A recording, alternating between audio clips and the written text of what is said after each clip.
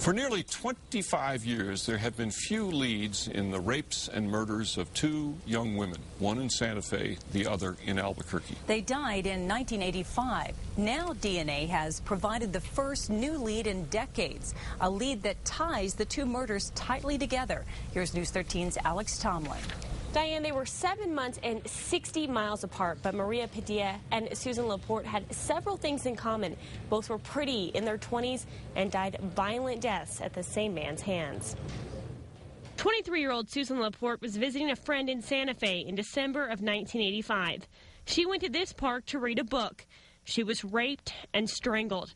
Her body discovered in an arroyo. Detective Tony Trujillo in 2002, after police submitted evidence in this case for DNA testing. He is definitely familiar with this area or the surrounding area. Now police know that Laporte's killer had been in another woody area 7 months earlier in Albuquerque, where he raped and murdered Maria Padilla. The avid jogger was found by family members on the Bosque Trail near Tingley Beach. He was not particularly careful. He did, in our case, but he didn't go any effort at all to hide the body. But he did move it out to where it wouldn't be seen very easily. It was almost like he didn't care if the victim was found and identified, because in his own mind he was thinking, well, there's no relationship between me and her, so no one's ever going to find me. Cold case detective Bill Peters submitted DNA from the Padilla case for testing. The results matched DNA from the Laporte case in the national database. One big difference in the crime: Laporte was tied up by the attacker. We know that this guy's done two. Now, whether these were the only two, that we don't know.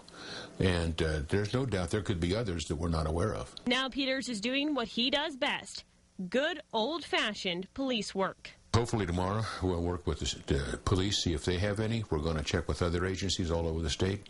Like I said, we're grasping at straws. After 24 years, an arrest is unlikely. Pretty slim. Pretty slim. But we won't quit until we just have no place else to go. We certainly won't stop.